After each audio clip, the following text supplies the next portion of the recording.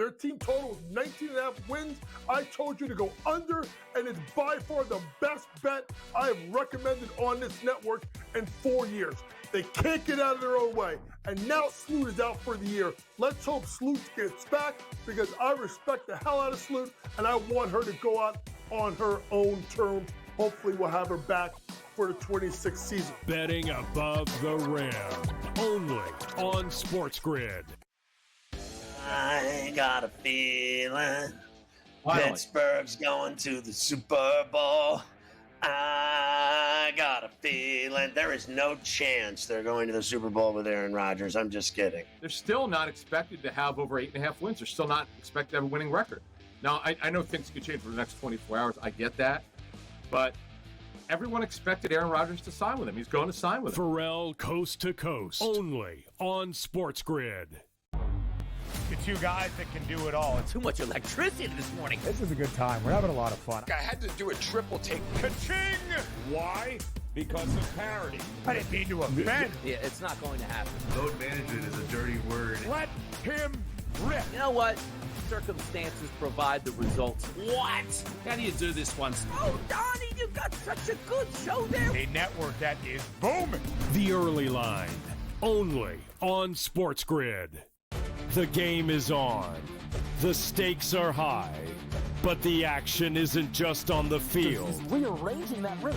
Get it inside! SportsGrid's in-game live. Your ultimate second screen experience. A little flyer, couple of 15.5 point live line. Every prop, every play, every day. Anything can happen. It's complete chaos. It's smarter to be on SportsGrid.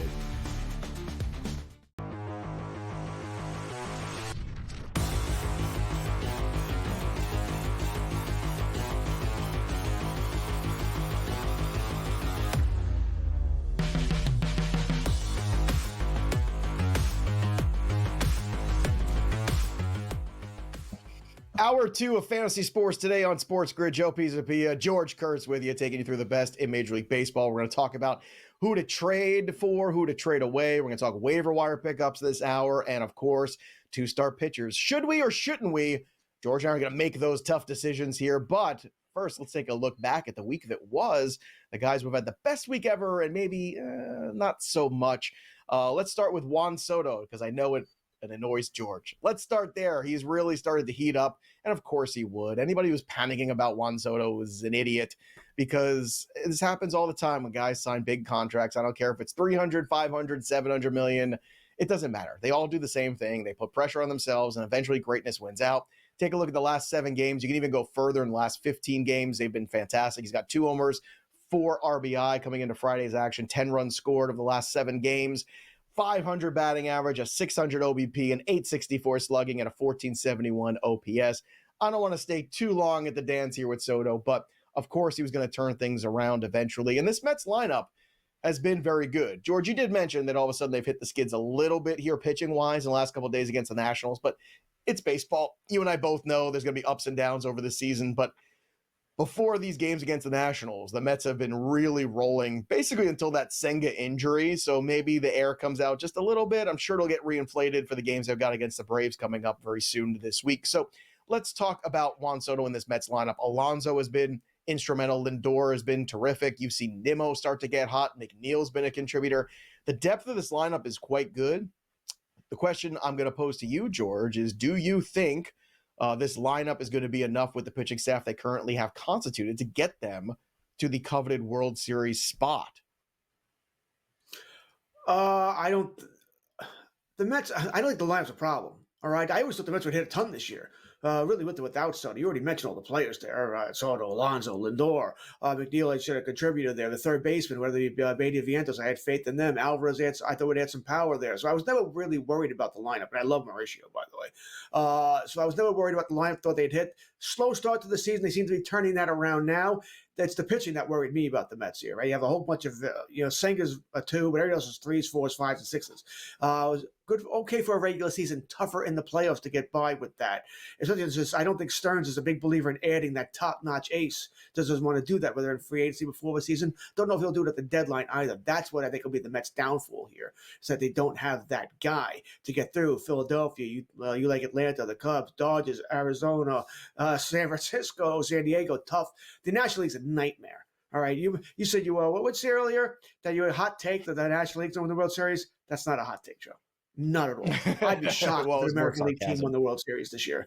Absolutely shocked. I think you make an argument that the top 3-4 teams are all in the National League here. Mets are going to be fine, but I do think they remind me of the Yankee teams of old. They're built for the regular season. I don't know if they're built for the playoffs. That's my only issue with the Mets. Soto is always going to be fine, so going to be great. Doesn't bother me if the Mets signed him, by the way. I wanted the Yankees to sign him. First person to admit that.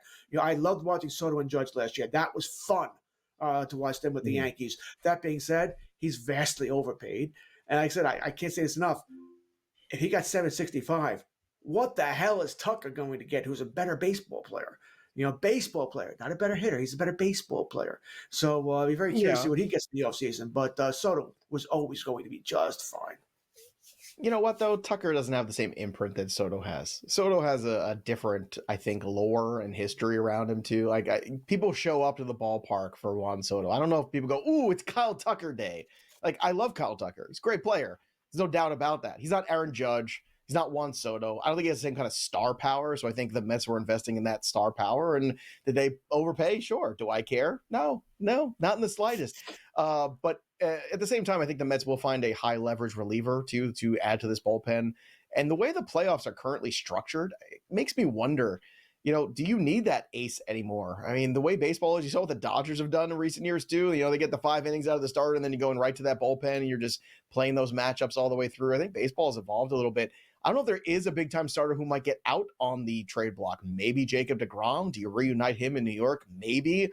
I think that's a stretch considering how many years and how much money he's got on his contract. I think that's a stretch. Joe Adell being good for a whole season, that's also a stretch, but he's been red hot in the last 7 days. Let's talk about Joe Adell here. Last 7 days, 4 homers, 8 RBIs, 6 runs, 316 batting average, a 1356 slugging, OPS, 1356, unbelievable, 947 slugging. George, I've seen this story before. Joe Adell has a hot week, a hot month. I'll give you, for instance, last year in 2024, 316 batting average in April, 4 homers, 11 RBI. The next month he hit 144. The next month he hit 139. The next month he hit 211. And then in August he hit 277 with 4 homers and 14 RBI. He has 1 or 2 good months or a couple weeks here and there. But George, I feel like a lot of people are going to waste a lot of fab on Joe Adell this weekend. Do you agree? I think people would be more in control. You already said it. We've seen this before. All right, this is a rerun. This is a repeat. All right, we've seen this episode. So, and I like Joe Adell. Okay, you know what? Because I've also bitten on this before. Past years where I believed in Joe Adell. In a dynasty league, I drafted him when he was just a rookie. By the way, I should say when he was just drafted here, came to the Angels. So yes, I've known about Adell for a long time. He'll have a hot start. You already said it. He's playing well right now, and then 2 weeks from now, you'll be like, what the hell? Hit the baseball. That sort of thing here. So you're going to want to move on here. Hot for now. I am not going to blow my fan budget on Joe Adell tonight. All right, just not doing it here. But if you can get it for cheaply, which you might, I don't think it's going to cost as much as people think because we know about Joe Adell and everybody knows, okay, hot now, and 2 or 3 weeks from now, you're going to want to move on or he's on your bench because, as you said, he's batting 140 and doesn't look like he can hit a beach ball going up there. So I'm not going to get all that excited about Joe Adell. All right, I believe in Joe Hendry way more than I believe in Joe Adell. I also believe in Tariq Skubal, who has been just fantastic this year. There's a reason he's the top of the American League Cy Young board. The last week is a nice reminder of it, too. 2-0, 2 starts, 2 wins, sub-1 whip, a .61 ERA, 12 strikeouts in 2 walks over those last 2 games. Skubal has just been brilliant, and I can't imagine what he's going to get paid when he eventually hits free agency. Who's not been good so far on the other side? Well, Bailey Ober, a time where the Twins really needed Ober to step up in this rotation. He has not done so. He has been awful. Take a look at the numbers for Bailey Ober so far here. 0-2 in the last 2 starts, a 9.26 ERA, a 1.54 whip, 7 walks and 7 Ks in those innings. George, this is exactly the opposite of what the Twins needed. They needed a lift, and instead, Bailey Ober sent them to their graves this week. What do you make of this Bailey Ober run here of late? Probably just a couple of bad starts here. Listen, he's not an SP1. He's not an SP2. He's more of an SP3 for you. So Listen, he's in a bad run right now. A lot of players go through this long baseball season. When it comes down to this week, I'll look at his matchup. If it's against the A's in Sacramento, I'm not starting them. It's really that simple. I'm not starting anybody in Sacramento. But if it's against a decent matchup, I'm not going to be all that afraid to put him back in there, Joe. But yes, I am going to look more at his matchup than maybe I normally would here. I'd like to see a good start before I put him back in there. Tony Bennett left his heart in San Francisco, and George Kurtz left all of his starting pitchers in Sacramento. A lesser-known tune, but certainly a good song nonetheless. Two other hitters, too, not having a good week. Lawrence Butler, he's kind of on a rough season. We're waiting for him to get hot like he did last summer. Hopefully he does. If he does, then maybe he's an interesting buy low right now. I would take a shot on him, but 11 strikeouts in the last 7 days is good. No homers, hitting under 200 with a 500 OPS. And Kyle Tucker has had a rough patch as well. I think a lot of those bats besides PCA have kind of slowed down for the Cubs, which again, eventually that was going to happen. Tucker over the last 7 days, 1 homer, 11 strikeouts, hitting 192 with a 646 OPS. I'm not worried about Kyle Tucker. Lawrence Butler, on the other hand, that's a player that I think a lot of us had higher expectations for, that he could build off of that incredible July and August run that he had and maybe make it more sustainable. So far, that's not been the case. You have to hope that that ballpark factor will help him out. I would be buying on him. I think that's a unique opportunity for a player who's got some power, has got some speed there. The batting average might lag behind, but hopefully he gets locked in and goes on another run like he did last season. That would be huge for fantasy managers who have stayed the course. When we come back, we're going to take a look at the 2-star pitchers. Some decent names, too. We're going to find out if George and I are going to start them this week or not. We'll be right back on FST right after this.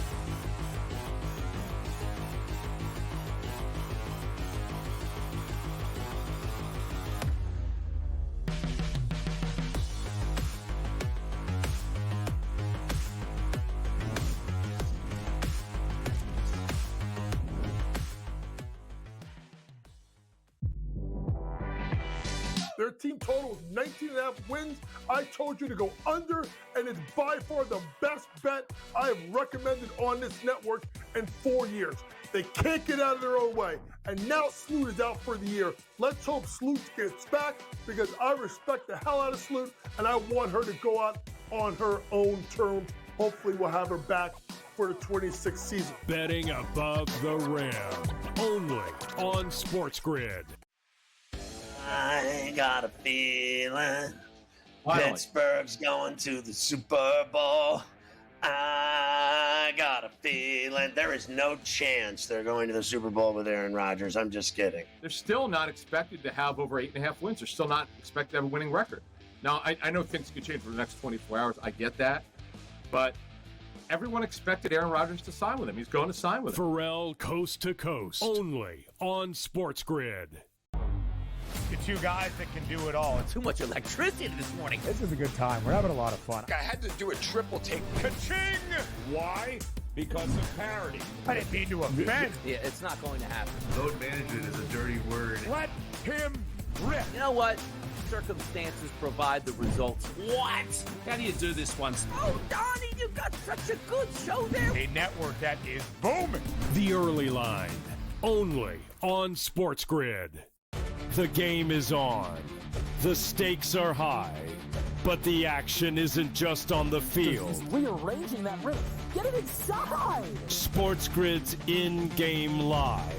Your ultimate second screen experience. A little flyer, couple of 15.5-point live line. Every prop, every play, every day. Anything can happen. It's complete chaos. It's smarter to be on SportsGrid.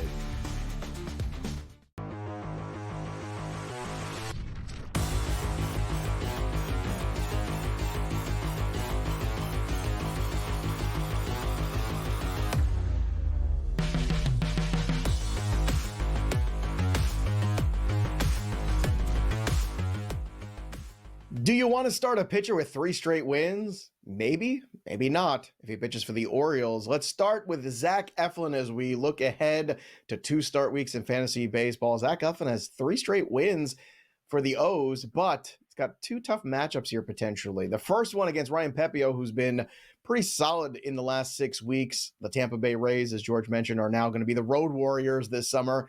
And then on the road against Clark Schmidt, 2 road starts here for Zach Eflin, the second one against the Yankees here in that itty-bitty ballpark that's known as Yankee Stadium. Now, Eflin, not a guy that's racking up the strikeouts, just 36 Ks and 53 innings this year, George. That's not spectacular, but he does have a 109 whip, and that ERA has come down to 4.08. He is the quote-unquote default ace of the Orioles, which isn't great for the Orioles, which is why their record is what it is. But, George, would you start Zach Eflin on the road for these two starts against Tampa and the Yankees this week in fantasy? First off, let me correct you. You said at the itty-bitty ballpark that is Yankee Stadium. It's the itty-bitty right field. Left field is actually one of the biggest in Major League Baseball. People will forget that a lot, by the way. That being said, I'm starting Eflin. He's given up 4 earned runs in his last 3 starts. I already brought out to you that the Yankees are not scoring right now. Listen, I don't know what the Yankees are going to be doing in a week from now. That's pretty much when Eflin's going to start against them next Saturday or Sunday there, but I'm starting him. I'm probably more worried about the Tampa Bay start than I am Yankee Stadium right now, because the Rays are hitting the cover off the ball. All right, they're hitting. That's why they're playing so well right now. We know they can pitch. You think about the Rays. We all get on the Rays because they were the opener. They were rooting baseball by throwing the opener. The Rays starting pitchers are averaging the most innings in baseball. Go figure. All right, they've gone away from those. They've gone away from those openers, right? They've got good starting pitching now, guys who are actually starting the game now. So I'm probably more worried about the Rays start than I am the Yankees start. But that being said, he's hot. He was supposed to be better than maybe he's starting to realize what he was coming into, what we thought he'd be coming into the season here. Yes, I'm starting Eflin. I may not say with confidence, but I'm starting him. The next guy on our list has gone at least 6 innings in his last 4 starts. He's got 3 wins in those 4 starts. The last one against the Red Sox, not as good, but against Minnesota, Houston, and Miami, he gave up a combined 5 earned runs over those 3 starts. It's Zach Littell of those Tampa Bay Rays. So his first start at home against Dean Kremer of the Baltimore Orioles as the Orioles come into town there. And then Casey Mize and the Detroit Tigers sitting at the top of that central. Now, Littell's not a pitcher, I got to admit, George, I was in on, and still not necessarily buying. He doesn't light up the radar gun either, and he doesn't rack up a ton of strikeouts. So it's very kind of threading the needle scenario for this pitcher to be successful. That being said, you look at the 2 matchups, you look at Littell. Is he viable for you in a 2-start week in fantasy this week? One of those guys who I might say, Joe, if he's on your roster, he's got a 2-start week, and you're not going to start him, why is he on your roster? Right? He's not facing 2 great offensive teams where or playing in Colorado or Sacramento. Okay, I can't start him there. I mean, they're not great starts, but they're not awful either. Here, if you're not starting him this week, why is he on your roster? I assume that would be if you're going to start a 1-star pitcher over him. And listen, maybe you're loaded, and that 1-star pitcher for giggles is DeGrom. All right, okay, I can understand that thing because you get DeGrom, you get that 1 good start, you're locked in there rather than take a chance on Littell, especially in the head-to-head league blowing up. All right, I can sort of understand that, but I don't love it. I feel the exact same way as you. Odds are he's starting for me unless I have one hell of a rotation, and I don't want to make that decision. All right, interesting one here because one of these matchups for Jack Leiter is very intriguing. So Leiter, not a 6-inning pitcher like the first 2 guys we talked about. In fact, he hasn't gone past the 5th inning in any of his recent starts. You go back all the way to the 13th of May and then the 18th of May, the last 2 times he has gone over 5 innings in a start. So 1, 2, 3, 4 times 5 innings or less. And the last start against the Minnesota Twins was not good. 4 innings, 4 walks, 4 earned runs. He got kind of blown up in that one. But this week he has the Kansas City Royals, Chris Bubich on the mound, who's been terrific, but that Royals offense still a little suspect. No matter what happens there, they just can't seem to all get on the same page consistently. And then against the Pittsburgh Pirates in a matchup that you think is very winnable. It feels like, to me, George, Jack Leiter, another one of these guys, if you don't start him this week when he's got the Pirates on that docket, then what are you doing? You have to start him this week, it feels like. But I am a little concerned about that start against Kansas City because Bubich has been so good. I'm going to throw out last week again against the Yankees. I'm not going to overreact to that. What do you think about Jack Leiter's fantasy value this week? Well, I might throw out you. Why are we worried about the Kansas City start? They're not hitting at all right now. Right? They're in a slump. That whole team can't hit right now. So once again, Leiter's on your roster. You're not starting him this week, then he should be released. You should be moving on here. You're not going to do better than Pittsburgh, who can't hit, and Kansas City right now, who's not hitting. Now, listen, Kansas City might figure it out by then, but he goes for me. It's really that simple here. Except if you're not starting him, then move on. Release him and find somebody else because you're not going to get better than Pittsburgh and a struggling Kansas City team right now. All right, this is the big one, George, because Andy Alcantara has been awful this season, right? Until recently. On the year, his ERA still sits at 7.14. The whip is at 1.49. The last two starts have been better. Against Colorado, where you should be good, 6 innings, 4 strikeouts, just gave up 2 earned. Against the Pittsburgh Pirates, also an awful team, 2 of the worst offenses in baseball, 6 innings, 6 strikeouts, no earned runs. So perhaps things are coming back for Sandy Alcantara. However, now's the real test. He's going against the Phillies and the Braves. And I know the Phillies, have had Harper on the shelf, but this is the test. This is the confidence. Are you confident in Sandy Alcantara this week with these 2 teams in the East on his slate? Confident? No, not confident. It's because of the matchups here, right? Philadelphia and Atlanta, both teams theoretically can hit. You already said he's had 2 better starts, but it's against the nobodies here. Lord knows Miami wants him to pitch well because I think they'd like to move him at the deadline as well for that. For Duran, maybe the Red Sox or someone like that, a big package there to help out. Confident? No. I have him in my home league. I am starting him pretty much. It's a points league, so 2 start. You're always starting 2 starters, right? And I don't have that deep a pitching staff to make that tough decision here. So I'm going to start him, but I don't have a lot of confidence here. I'd be thrilled. Can I just get 1 win? I was just complaining to you during the between segments about how much I can't get a win in my home league. Just one, and I think that's asking a lot. Against Colorado, I was in. Against Pittsburgh, I'm in. I'm out against Philly, and Chris Sale on the other side in Atlanta. The win potential there for the Marlins is very low. So I'm going to sit this one out and hope that he pitches well continuously. And you took advantage of those last 2 starts. We come back, more fantasy baseball. Who got dropped? Should you pick him up when we come back?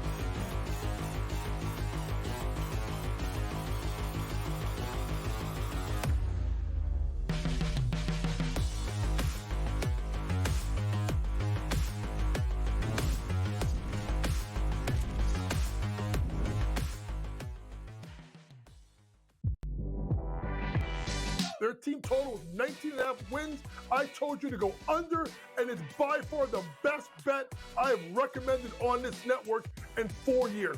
They can't get out of their own way. And now Sloot is out for the year. Let's hope Sloot gets back because I respect the hell out of Sloot, and I want her to go out on her own terms. Hopefully we'll have her back for the 26th season. Betting above the rim. Only on SportsGrid. I got a feeling Pittsburgh's going to the Super Bowl.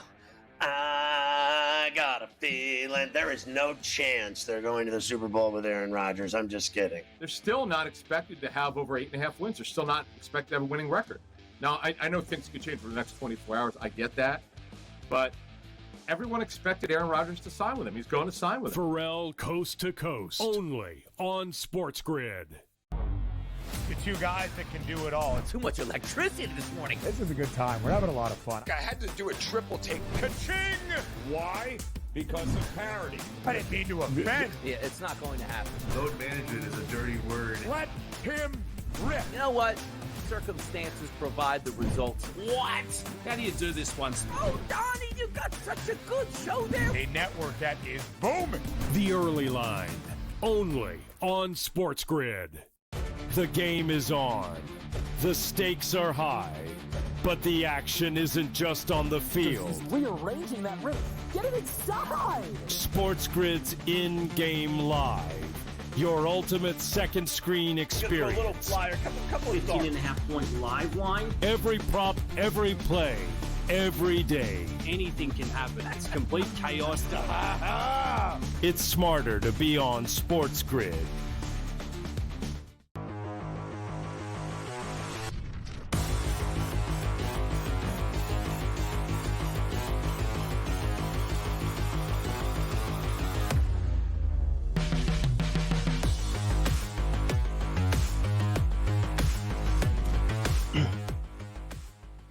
All right, everybody, it's time to look at the waiver wire on the other end, not the guys that have been added, but the ones that have been dropped. And sometimes people just make rage drops. I am not immune from this. I've done it a few times, especially in shallow leagues. But I want to talk about Lucas Giolito, who got dropped rightfully so. He's been pretty bad this year. Up until recently, all of a sudden, had a really good start. I don't know if you're buying it, George Kurtz, but him and Walker Buehler, 2 guys have been dropped in plenty of leagues. Do you see any fantasy value in Buehler or Lucas Giolito going forward, where somebody had a fit of rage and just couldn't stand it anymore, that maybe you want to stash him on your bench? What do you think about these two Red Sox starters? Giolito, I want nothing to do with, right? Survey says no. Nothing to do with it. He was terrible with the White Sox last year. No, terrible with the A, just terrible. No, that was never going to work in Fenway. It was a terrible signing as soon as it happened. Walker Buehler, I have more faith in. All right, so listen, Joe, he's a guy I can't escape. Just one of those guys I can't escape. That doesn't matter where he pitches. You're pitching for the Long Island Ducks, and I'm probably going to draft him.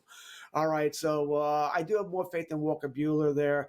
We'll see how he can figure things out over the second half of the season here. But Giolito, I want nothing to do with. But Buehler, I wouldn't take him in every league if he's available, but I don't mind taking a shot here and there. Ryan Yarbrough has been great this year until he found the Red Sox. And these last two starts against the Red Sox have not been good. Gave up 8 earned on the 7th of June, and then on the 13th of June, gave up, he only went 4 innings and gave up 1 earned run, but still not the best outing for him the last couple of starts. He's been dropped in a lot of leagues too. If you're looking for some pitching help with some of these recent injuries, is Yarbrough somebody you'd pick up? I'm that guy who keeps, I expected more of the starts last weekend from Yarbrough, where the Red Sox just destroyed him. And for the most part, he's been really, really good. And I think Boone, by the way, got nervous on Friday night. You don't pull him in that situation. You give up 1 run. I mean, you're going to kill your bullpen when you do that. But he got nervous because the Yankees aren't hitting. I think that's a product of it. The Yankees weren't hitting, so he didn't want to have a chance of a big inning there for the Sox there. So he's pitching well. I have no explanation for it. He throws the ball so slow that they can't adjust to it. They just can't. They used to throw. It's just he's throwing his fastball tops at 88. And guys throwing 98, they just have such a tough time adjusting to it. So I think it's I think bad teams will hit him more than good teams. Bad teams have bad hitters; they'll hit the slower pitches. Good teams are used to hitting the ball at 98, so they can't. It takes a little while to adjust here. But he's a 5 innings guy at most here. Then they're going to get rid of him. What happens when Louis Healy returns after the All-Star break? I don't mind it for a short term, but he's not someone I'm dying to go out and get. All right. Kumar Rocker, George, is going to be back yet again to make a start for the Texas Rangers. He keeps yo-yoing back and forth between AAA and the big leagues, and it's certainly not working out for him. He continues to get blown up. I don't know why the Rangers don't just convert him to a reliever and make him the closer, but again, I'm just yelling into the void every single week here on this show about that. But Kumar Rocker has been dropped in a lot of leagues, but because he's getting another start here, would you pick him up and stream him this week, or is he just waiver wire bound for you? Waiver wire bound for me. By the way, I think Jack Leiter is also in that closer opportunity. That maybe that's where his future lies as well. But speaking as baseball, I don't mind you going over and over again to see if a guy can be a starter before you make that conversion. I don't mind that, right? Starters are more important than closers here, so I don't mind them beating a dead horse there. But sooner or later, you're gonna have to realize it ain't working out, and the bullpen is where his future is here. But I'm not starting him. I'm not starting him at all. I think the talent was intriguing here. Not working out, but I don't mind the team doing it, but I'm not putting him on my squad, no. I respectfully disagree. I remember Adam Wainwright shutting out a lot of games on a Cardinals run one year and then becoming a pretty darn good starting pitcher after that. You could be a closer and then go back into that role. Look, Kumar Rocker maybe at 100 innings, maybe at the most in the tank this year based on his previous setup in terms of the minor leagues and major leagues last season. So I don't know what they think they're going to get out of him, but I don't think they've handled this well at all. Lars Nootbaar, Kyle Stowers, a couple outfielders, George, Victor Scott. Any love for any of those 3 guys who've been dropped in a lot of leagues in terms of some outfield help? I mean, if I'm going to rank them in order here, probably the reverse order of what you mentioned there. So I would probably go Scott. I would agree. Scott, I don't mind. He bats at 9th in the lineup, though, so you're going to lose that batch. You're not going to get the 5 at-bat games here. You got some 4s, some 3s there, so that's something to keep in mind there. Nootbaar, probably not here, even though he bats higher in the lineup there. Go figure. And Stowers would be in the middle there. I'd probably like Stowers a lot more if he wasn't hitting in Miami. All right, make sure you comb the waiver wire. We're going to dig a little deeper, too, and some of the guys we really want to add this week. But don't forget about those guys who've gotten dropped. Keep an eye out in your leagues. When we return, we're going to start wheeling and dealing the buy lows and the sell highs. And if you paid attention last week, you have Spencer Strider in your rotation now. Who could be the big return this week? We'll tell you when we return. Don't go anywhere. More FST right after this.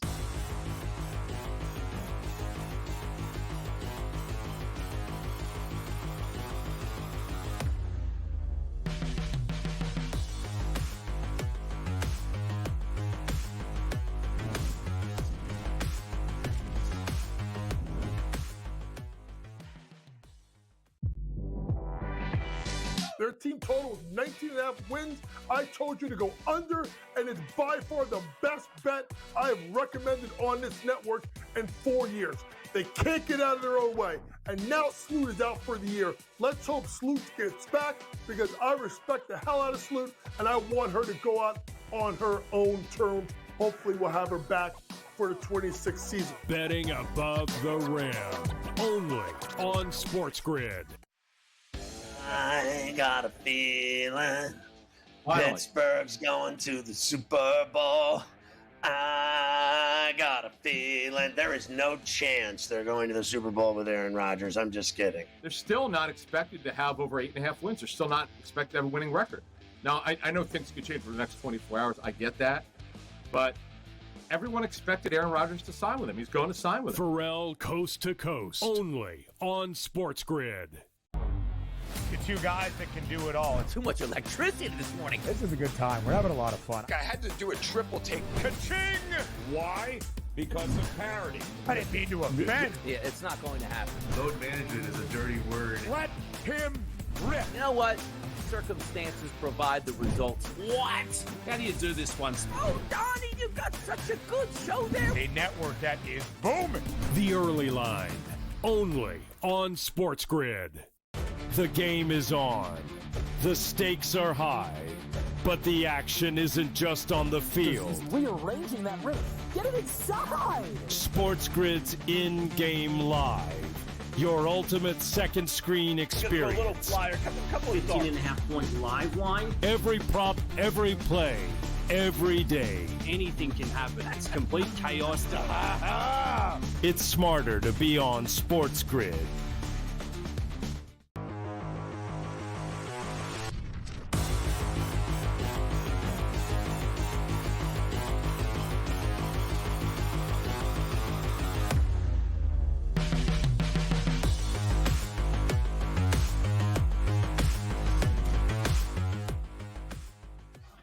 All right, welcome back, everybody, to Fantasy Sports Today. It's time to look to the trade wins and see which way they're blowing this week. And I want to start with Wyatt Langford, who, I got to be honest with you, George, going into the season, this felt like a polarizing camp where people were ready to buy in for the breakout of Wyatt Langford and other people who are still hesitant. And over the last 15 games, last 61 at-bats, he's hitting just .213 with a 300 OBP and a 377 slugging. But he does have 3 home runs and a stolen base over that span. And if you look at what Wyatt Langford has done this season, it's also loud counting stats. 13 home runs, 11 steals, projecting somewhere to end up being probably a 30-20 guy. And that's pretty good in fantasy. The problem is that .236 batting average, the low OBP, the OPS under 760. But I think this is a unique spot here to buy on Wyatt Langford. The lineup's starting to get better. Simeon started to hit. Adolis Garcia this week is starting to hit a little bit. I think that can only help a young player like Wyatt Langford. And as long as those counting stat numbers are loud, and they are, I think this is a unique opportunity to buy now on Wyatt Langford. If you weren't somebody that loved him going into this year, I think he could have a really solid second half, give you power, give you speed. Do I think he's going to hit 300? No. But George, what do you think about buying on Wyatt Langford right now? Well, anybody you want to buy right now, what are you looking for, right? You be very careful here. If you need average, then you don't want Wyatt Langford. He's certainly not going to help it, probably going to hurt it. If you need power or you need speed, I'm the speed guy. I need speed in most leagues, Joe. I have a hard time drafting for it, so I always have a problem with speed. So that's what I would be looking for here, and I think he will steal 20-plus bases, maybe even approach 30. I don't think a 30-30 season is out of range here. I don't expect it. I think the power will be there. I think he'll fall just short with the bases here. But if I need speed, fine. Power, fine. But if I'm trying to protect average or I need average, then you can't go grab Langford. Next guy on our list is probably a little bit harder to buy now, but maybe, just maybe, you have that window still. His ERA was 4.7 before the great performance earlier this week. Now Dylan Cease is down to 4.28, still above 4. But if you look at the expected ERA for Dylan Cease, it's at 3.60. The FIP is at 3.10. The expected FIP is at 3.22. The strikeout rate is even better than last year. It's at 11.42, especially after that last start. So 11 K per 9. The walk rate still a little higher than last year, but has come down a bit too. It was approaching 4. Now it's under 3.5 walks per 9. That is much better. Still on the season, he has just 2 wins, if you could believe it. So there might be a frustration level with Dylan Cease that still could be out there in the landscape. probably far more difficult, but I don't think impossible to trade for Dylan Cease. I know this last start is going to make an impact. You're going to have to pay a lot, but I think this is a guy worth paying a premium for. George, if you are looking to acquire a starting pitcher for your big playoff second half run in a fantasy league, Dylan Cease is the guy that I want to go make a big playoff push for. What do you think about Dylan Cease? Can he still be had? And are you willing to still pay a premium for him in picks and keeper leagues and things of that in order to acquire him to try to make a run at a championship? No, I'm not going to pay a premium. Not doing that. Not for the numbers he's putting up this year. He's not been quite that guy for whatever reason here. Also, a chance he gets moved by the Padres, by the way. All right, new ownership there. The owner passed away. His name's been out there. I think the Padres could be a team that trades someone like Cease and then acquires someone like Cease as well. Weird deal here, just to get a little lesser contract there. So keep that in mind. We don't know where he'd end up, though. I would expect him to be with a good team still. But I'm not paying it. You used the word premium, and I'm not paying it. Now, even if he didn't use the word premium, the problem is you're paying for a name. You're going to pay for his name, even though the numbers are telling you he's not quite worth that so far this year. I don't know if I see upside because he had one good start. Now, if we talk about this in 2 weeks, after 2 more good starts or 3 more good starts, different conversation. But I'm not willing to pay for the Dylan Cease that we thought was going to be Dylan Cease coming into the season. I'm not willing to pay for that price right now. See, I disagree. I think the numbers are telling you who's good. And I think the longer you wait now, that premium is going to just get higher and higher. Like I said, the FIP, the expected ERA, the expected FIP are all in the low 3s right now. That ERA might be above 4, and he might only have 2 wins to show for it with some bad luck. But that strikeout rate is elite, George. To me, Dylan Cease is like, now is the time. You got to take a shot sometimes. This is why you buy in low, right? Because if you wait too long, then somebody goes, oh no, Dylan Cease turned around, I'm okay. I have a hard time believing that the Padres are going to trade him, especially with Michael King's injury. I don't know if we see Michael King again this year. So I think he's staying put in San Diego. And I think that last start is a big indicator that things are going to click for Dylan Cease as the season progresses. So George and I are on the opposite end of that one. I'm buying Dylan Cease, and I'm paying a premium. George wants him on the cheap. So we'll see. Go make some offers, see what you can get. Let's go to Jose Altuve, a player that I desperately want to get rid of. Why? Because if you look at the Baseball Savant page, it is blue. It's ice cold, baby. The expected WOBA is in the bottom 16th percentile. His exit velocity is the bottom 2% in the league. The barrel percentage, 18% in the league. Hard hit rate, low. Sweet spot, low. Bat speed, 12th percentile. He is not the player he used to be. Now, he does have some interesting stats here. 10 homers, 6 stolen bases. He qualifies at second base. But despite the fact he's hitting 274, the expected batting average, George, is really 248 because of all these deeper, very concerning underlying metrics. So to me, Jose Altuve, this is the time to get out from a 35-year-old player. I don't know if we're going to see Alvarez back again. That hand seems to be a real problem. So Altuve, to me, is a guy you sell off the counting stats, you sell off the eligibility, and you hope to get a good return, because if you look deeper, these numbers are really concerning when it comes to the Altuve that we used to see and the Altuve we're getting in 2025. What are your thoughts on Jose Altuve? Yeah, here you're probably talking about the player, not probably, definitely the player I hate in all of baseball, hate by far the most. Yankee fan, not going to forgive the buzzer thing ever. Said it on the show yesterday, I'll say it again today. And I don't really dislike all that many players here. We're fantasy players, we're gamblers here. It's hard to hate anybody because I'm betting on these guys or they're on my fantasy team and I need them to perform here. But I don't have Altuve anywhere and I never will. You talk about a player who's not big in stature, right? A smaller guy, we all know that. Sooner or later it was going to catch up to him. And you wonder if now it has caught up to him. The second base eligibility is nice. The outfield eligibility is nice, but he's your second baseman. Second baseman's a quagmire. All right, there's nobody out there, so that's where he's playing for you there. And I'll be the first. If you trade Altuve, who are you putting at second base? That'd be my first guess here. All right, good luck for you. Maybe picked up Donovan or someone like that, but he's hurt too. I just can't see you dealing Altuve unless you jet them to play outfield and you have another second baseman there, because second baseman is so shallow. So I say it's a position that's not easy to fill here. So listen, as a Yankee fan, can't say it happened to a nicer guy. Goodbye, Jose Altuve. Well, you can say whatever you want. He's still going in the Hall of Fame, most likely. So just be prepared for that speech. I think it's going to be tough. I'm going to pick you up, George. I'm going to pick you up. I'm going to drive you to the Hall of Fame so we can watch that speech together. I want to hear you heckle Jose Altuve in Cooperstown.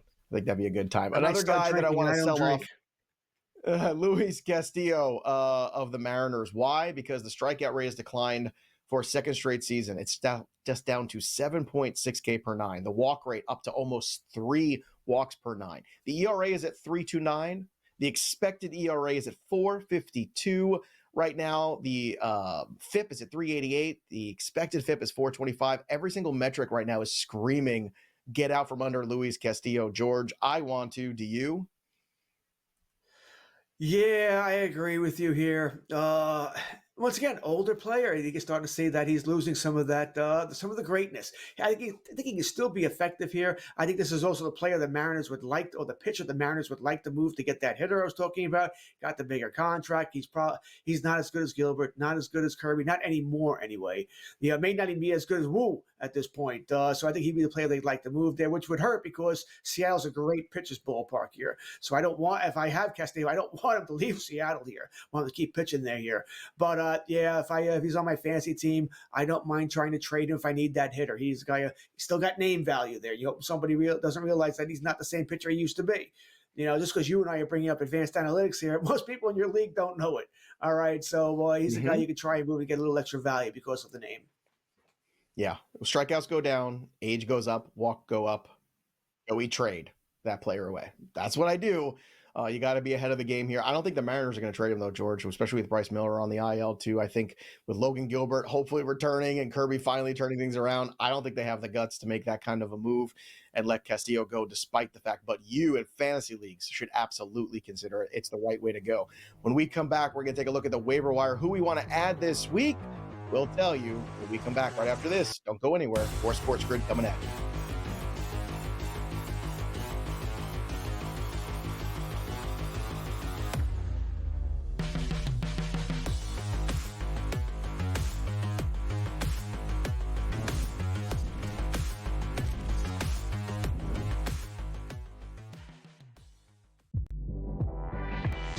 Their team total is 19.5 wins. I told you to go under, and it's by far the best bet I have recommended on this network in 4 years. They can't get out of their own way. And now Sloot is out for the year. Let's hope Sloot gets back because I respect the hell out of Sloot, and I want her to go out on her own terms. Hopefully we'll have her back for the 26th season. Betting above the rim, only on SportsGrid. I got a feeling Pittsburgh's going to the Super Bowl. I got a feeling there is no chance they're going to the Super Bowl with Aaron Rodgers. I'm just kidding. They're still not expected to have over 8.5 wins. They're still not expected to have a winning record. Now, I know things could change for the next 24 hours. I get that. But everyone expected Aaron Rodgers to sign with him. He's going to sign with him. Pharrell Coast to Coast, only on SportsGrid. The two guys that can do it all. Too much electricity this morning. This is a good time. We're having a lot of fun. I had to do a triple take. Ka-ching! Why? Because of parity. I didn't mean to offend. Yeah, it's not going to happen. Load management is a dirty word. Let him rip. You know what? Circumstances provide the results. What? How do you do this once? Oh, Donnie, you got such a good show there. A network that is booming. The early line, only on SportsGrid. The game is on. The stakes are high. But the action isn't just on the field. He's rearranging that roof. Get it inside! SportsGrid's in-game live. Your ultimate second screen experience. A little flyer, couple 15.5-point live line. Every prop, every play, every day. Anything can happen. That's complete chaos. It's smarter to be on SportsGrid.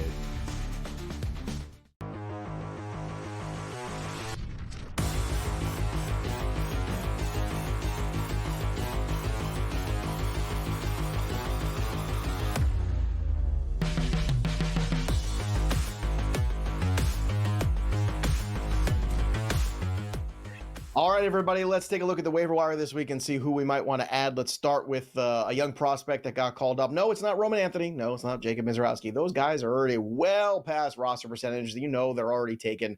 It's Kyle Teal of the White Sox. Teal is going to be the everyday catcher / first base / DH. It's going to be in the lineup every week, basically, is what I'm saying every single day.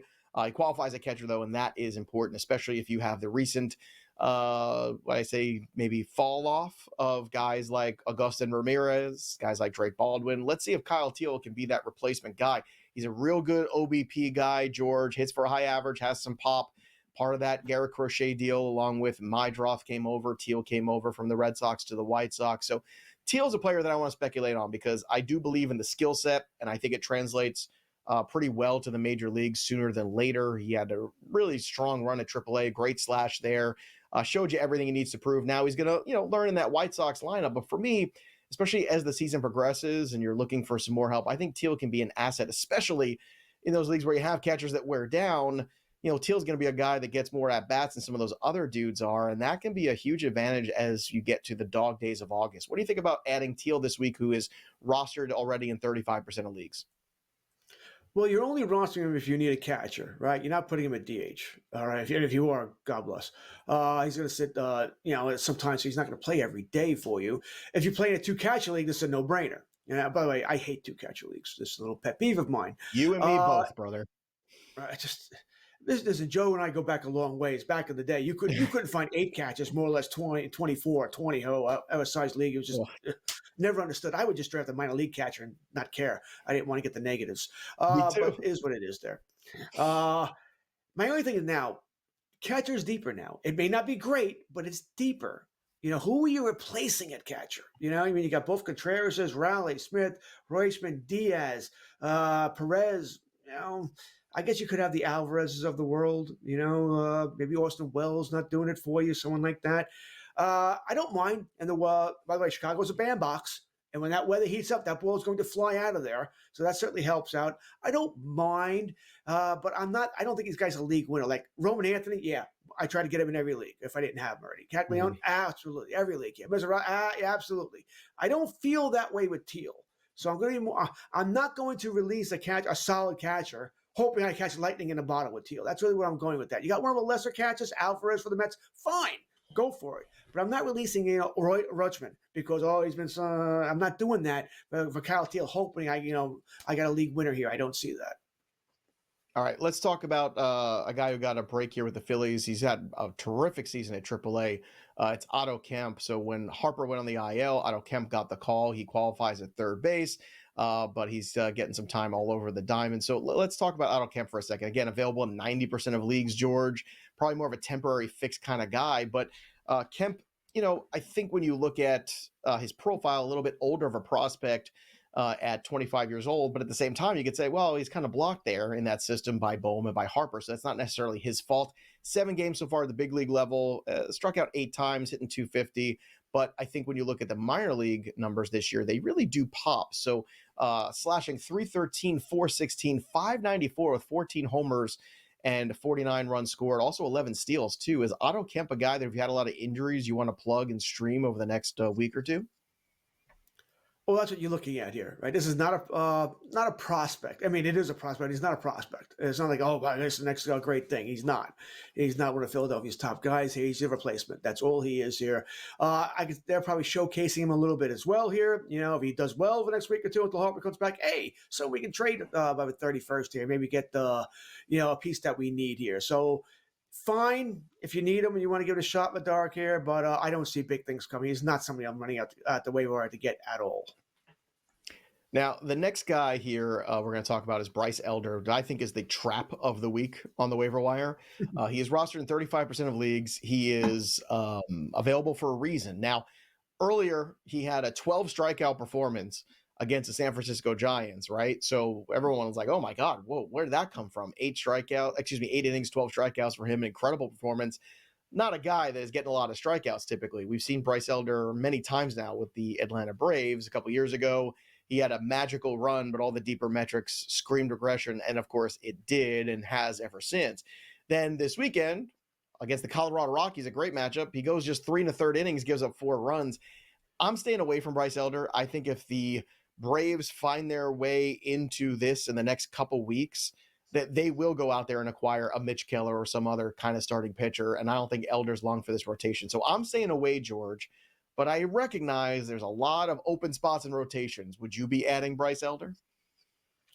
That's the thing there. I agree with everything you said there. He's not special, but boy, we start generally 9 pitchers, right? And you got the guys on reserve here. So if he's out there, Odds are, yeah, I'm going to add him. He's not a guy I'm starting week in and week out. I will be looking at matchups. I think this week that's tough. Okay, I'm not going to start him against the Mets.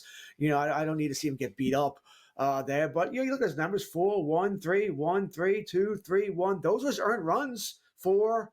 He rarely gets destroyed, but he really does very well either here. So it sort of is what it is. He's a roster filler. Also, a guy that's still floating around in more leagues than he should be, available in almost 50%, David Bednar. And I know that the Pirates don't get a lot of wins, but Bednar's been really solid after kind of getting dropped from this closer role, coming back right away, getting right. He's been really good, and everybody could use more saves. I don't understand this roster percentage, and this is on CBS where there's paid leagues. And I get it, George. The concern is if he does get traded, is he still a closer somewhere? And that is legitimate, but let's run these next 6 weeks first, and let's try to get some more saves and get some more good peripherals. I'd be adding David Bednar if he's still available in my league. What about you?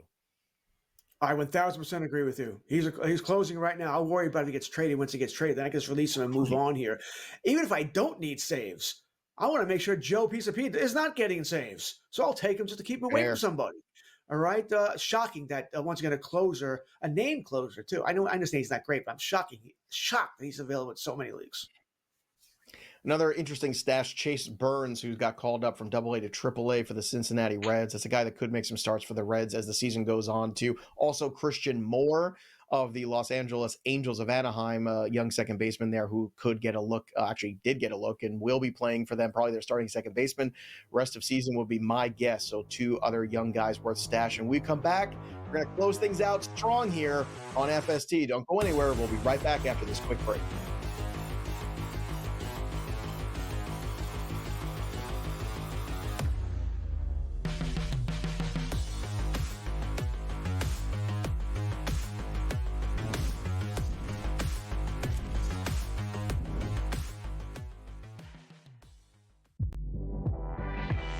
Their team total is 19.5 wins. I told you to go under, and it's by far the best bet I have recommended on this network in 4 years. They can't get out of their own way. And now Sloot is out for the year. Let's hope Sloot gets back, because I respect the hell out of Sloot, and I want her to go out on her own terms. Hopefully we'll have her back for the 26th season. Betting above the rim, only on SportsGrid. I got a feeling Pittsburgh's going to the Super Bowl. I got a feeling there is no chance they're going to the Super Bowl with Aaron Rodgers. I'm just kidding. They're still not expected to have over 8.5 wins. They're still not expected to have a winning record. Now, I know things could change for the next 24 hours. I get that.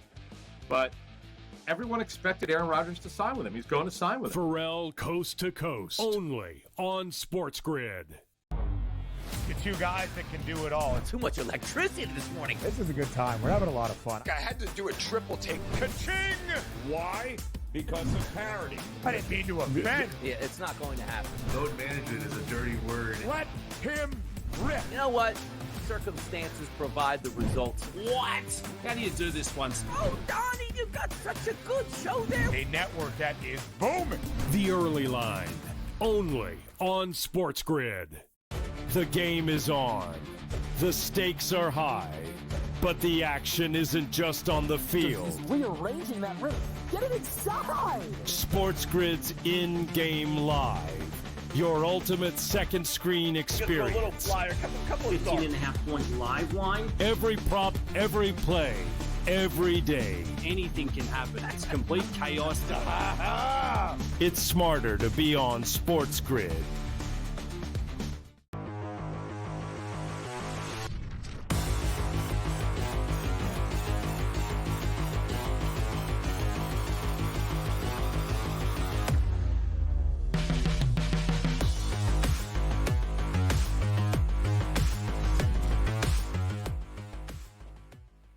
All right, everybody. Thanks for hanging out with us today on Fantasy Sports Today. Make sure you stay on SportsGrid for in-game live coming up later this afternoon. We got a lot of baseball to happen here. So obviously last night, George was putting in all the work with all the hockey. George, what's your take on the Stanley Cup Finals here now that the Florida Panthers are up 3-2 in the series? They going to finish them off here in this next one? It's hard. I probably am going to bet against them because I'm on Everton to win the series anyways. I might as well double down and go for broke here. Florida's just built for this, Joe. They're just built for the 7-game series. Such a tough team to beat here. You can make a pretty good argument the series probably should already be over. They should have never lost game 4 after having a 3-goal lead here and then tying it up late again.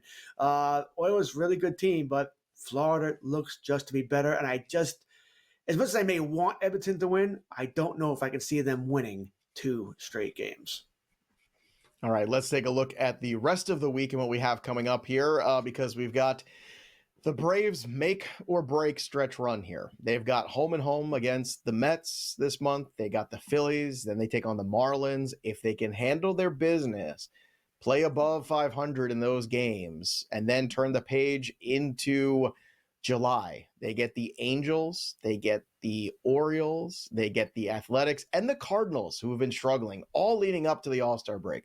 It's 2.5-1 for the Braves to make the playoffs. If Strider is going to look like the Strider of old, as he did yesterday, he and Chris Sale at the top of this rotation. I get it, Smith-Shawver is a huge loss, but Schwellenbach is still very good. Acuna is rolling since his return. He has been fantastic. Maybe Albies turn thing around. You see, Michael Harris even starts to hit. Can you believe it, folks? Michael Harris, signs of life. Look, the Braves are probably not done yet, not dead yet, but they're either going to be alive or dead by the time we get to the All-Star break, and you're going to know one way or another. So keep an eye on that. Keep an eye on the Giants rotation, too. George, you have Justin Verlander returning soon from that pectoral strain. Don't know if it's going to be this week or next week. Kyle Harrison's pitched very well. He pitches tonight against the Dodgers, so the huge start for him. Hayden Birdsong also has pitched well in that rotation. In your opinion, when Verlander comes back, who gets banished to the bullpen? Is it Birdsong or is it Harrison? And keep in mind, Harrison, that left-handed pitcher, gives them another left-handed starter in the rotation should they want to keep him there against teams like the Los Angeles Dodgers, who have some big lefty bats like Ohtani and Freeman. Yeah, it's going to be a tough call for them, and it's probably going to come down to these next couple of starts for these guys until Verlander comes back. I think it is that close there. I probably agree with you. I think they'll keep Harrison in because you want the left-hander in there. But like I said, if Harrison spits the bit, next couple of starts, it could easily be Birdsong. So we'll see what's going on there. We know Verlander will be in the rotation. We do know that. Giants' problem is not going to be pitching, right? I think the starting pitcher is going to be really good here. They can use bullpen help. We know there with everybody needs bullpen help, but they need another hitter. And we can't blame them for it. They try and get it every offseason, and they sort of got a Diamonds this year that you probably overpaid for them, but they need another hitter there for in San Francisco. Yeah, unfortunately, I think the other thing we're watching for is who's next? Who's the next starting pitcher to land on the IL or be out for the season or out for next season? You know, Logan Gilbert was a top 5 starting pitcher. He, unfortunately, is just working his way back. Cole Reagans was number 7 on the board. He is out for a long time. Corbin Burns, number 8 on the board. He's out for the year and most of next. Blake Snell, who knows when? We barely saw him this year already. He was number 10. So right off the bat, that's 50% attrition so far in the top 10 guys. And I haven't even begun to mention Michael King, Shota Imanaga, Tyler Glasnow, Bryce Miller, all still on the IL. Hunter Green, Roki Sasaki, Justin Steele out for the year. Kodai Senga's on the IL. George, make it stop. Pablo Lopez, please, I got to stop. George, will the madness ever end this season for pitchers going on the IL? No, I don't think it's ending any season in baseball. I don't. This is what they're taught now. Throw the ball as hard as you can for as long as you can. Then we'll get the next guy. It's what baseball is nowadays. So, no, I don't think these injuries are starting anytime soon. You already said it earlier in the show here, and I think you're right. We're going back to the way we drafted back in the day. We draft offense heavy because these guys are going to play all season. All right, think about football. We sort of stay away from running backs now because they get hurt. All those first-round running backs, they all get hurt too. All right, we draft more wide receivers now because they stay healthy. Yeah, it's certainly been miserable if you had early investments in starting pitchers, unless their names were Tariq Skubal. And even if it was Skeens, as George pointed out too, it's got to just be a little miserable for you right now. Just the guy can't get a win. I mean, what does this guy have to do to get a W on the season? I mean, just brutal right now. 15 games, 96 innings, 97 strikeouts, a 1.78 ERA. Hard to find W's for him. Great stuff as always. Appreciate George Kurtz stepping in there for Matt today and for me last weekend as well. Again, make sure you stay on SportsGrid for all of your sports news. Download the app and follow us on social media. That'll do it for us, but the story of the game goes on. For George, I'm Joey P. We'll see you next time, kids.